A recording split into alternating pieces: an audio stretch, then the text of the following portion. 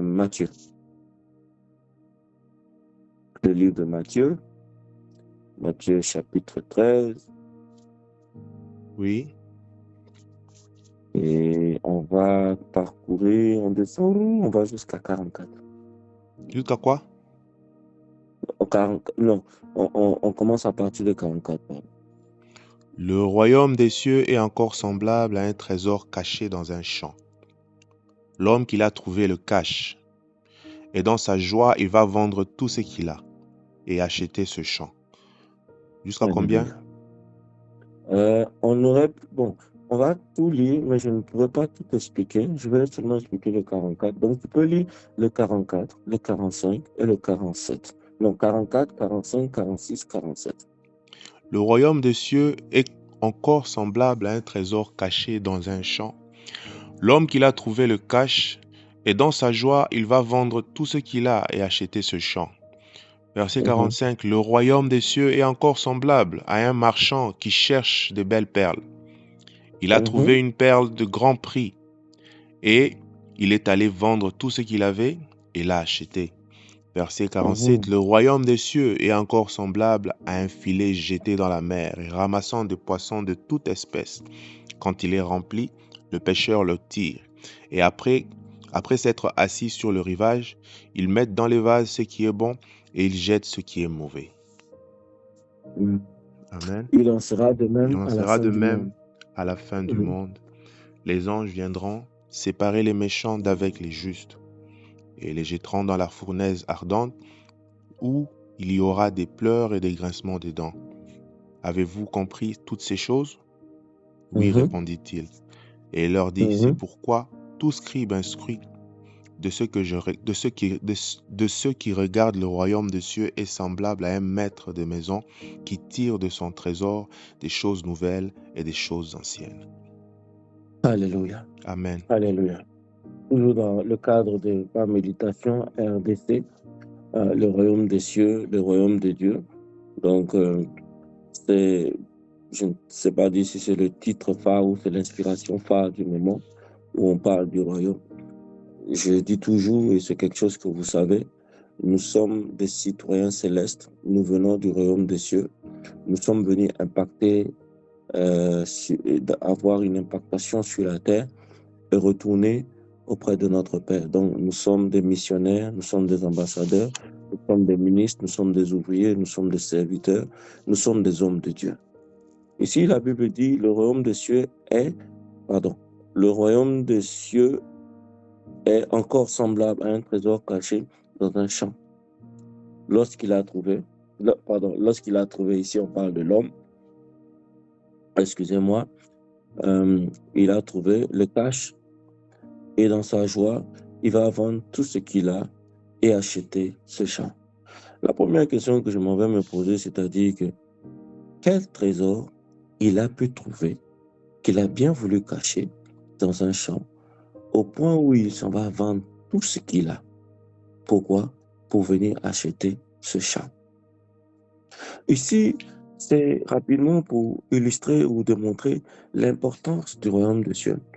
Avec quel engouement, avec quelle détermination, avec quelle force nous devons viser le royaume de Dieu. Là d'où nous venons et là où nous repartons. C'est-à-dire, je peux presque dire que c'est un cercle.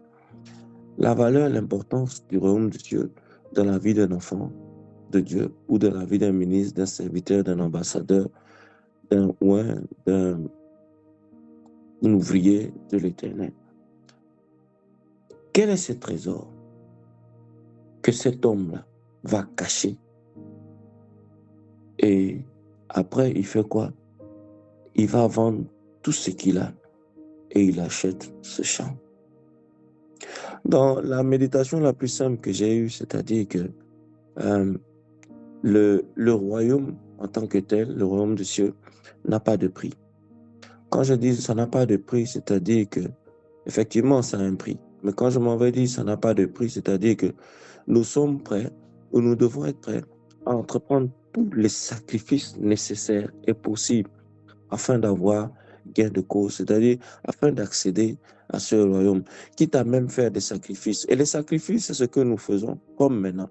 Tu vois, se retrouver, enfin, du moins, vous voyez, se retrouver à 6 heures, se retrouver à 22 heures. Essayer aussi de prier à 14 heures. Ça, c'est ce que la cellule fait.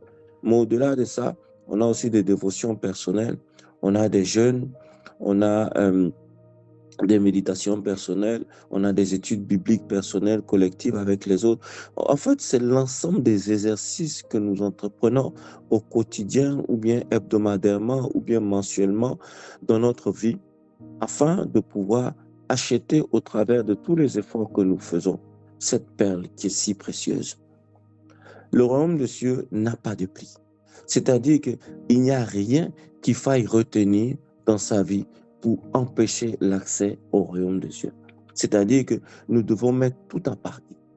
Ce soir, j'étais en train de lire, la Bible dit que tu aimeras ton Dieu de tout ton cœur, de toute ton âme, de toute ta pensée et de toute ta force. C'est-à-dire, je me suis permis de diviser un peu ces 4 éléments.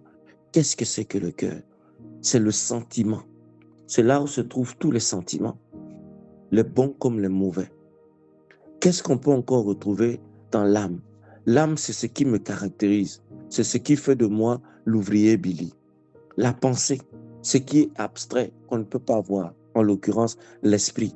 Et la force. Quelle est cette force? Oui, la force physique, mais aussi les différentes forces que nous avons.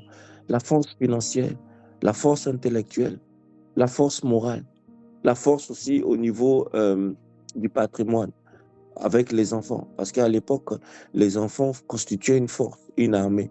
Plus vous êtes nombreux, mieux vous êtes forts. Et j'étais en train de voir, d'essayer d'évaluer très rapidement, parce qu'on doit prier. L'objectif, c'est de rentrer dans une mini-exhortation.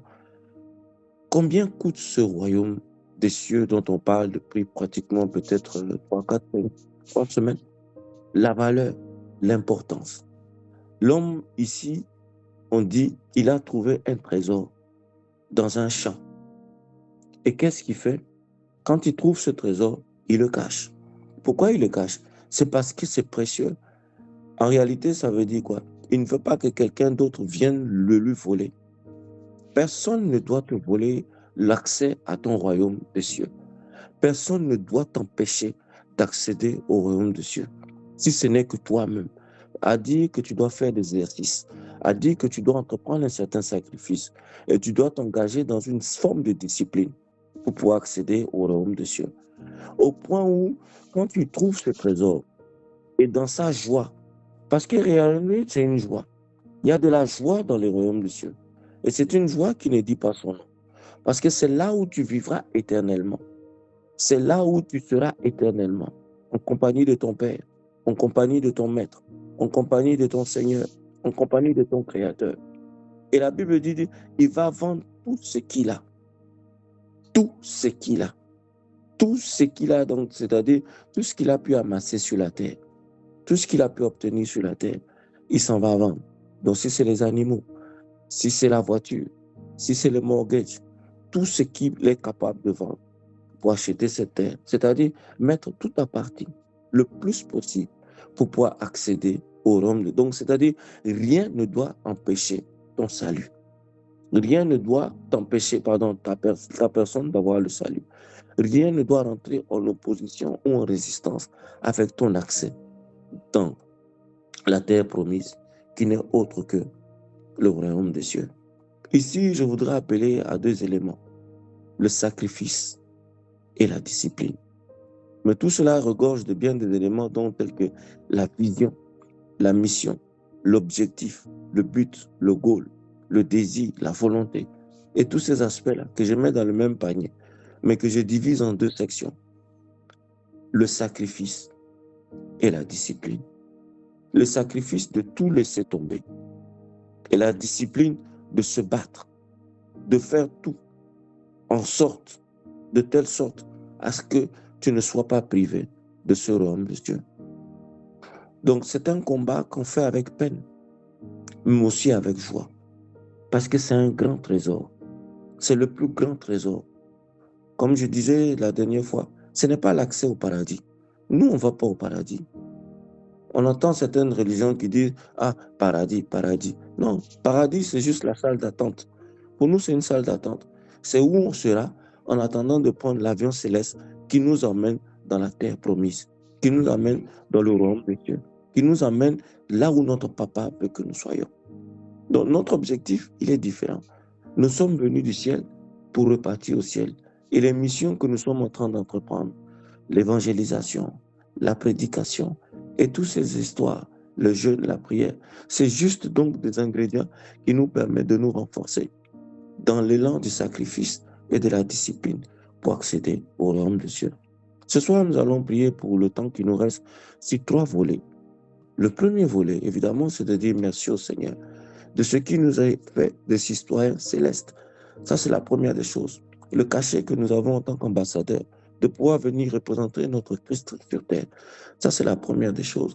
Et la deuxième des choses, c'est au niveau du sacrifice, que nous soyons capables de nous sacrifier, comme nous sommes en train de faire. Le sacrifice, c'est d'entrer. Comme on fait, on rentre à 22h30, maintenant on rentre à 21h50. On rentre à 6h, on rentre maintenant à 6h15. C'est d'entrer. Mais la discipline, c'est de se lever.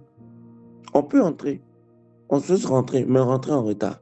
Maintenant, il faut une certaine discipline de se lever avant pour monter dans cet avion qui nous emmène là où nous devons aller.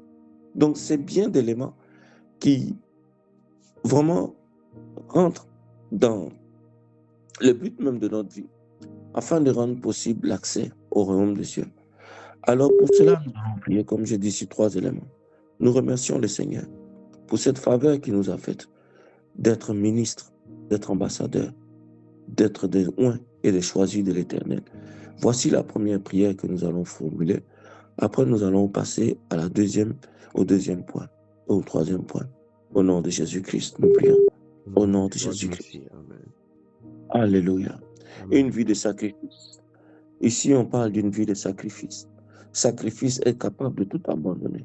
Nous avons déjà commencé à tout abandonner. Nous abandonnons certains détails tels que l'alcool. Nous abandonnons certains détails tels que le tabagisme, le poitrine, toutes les bonnes choses de ce monde. Parce que le monde attire. Et il y a de bonnes choses pour l'âme, pour le corps, sur cette terre. Mais malheureusement, ce n'est pas à ça que nous sommes appelés. Une vie de sacrifice. Que Christ, par son esprit, nous assiste dans cette vie de sacrifice et qui nous fortifie dans le nom puissant de Jésus-Christ. Nous prions. Amen. Amen.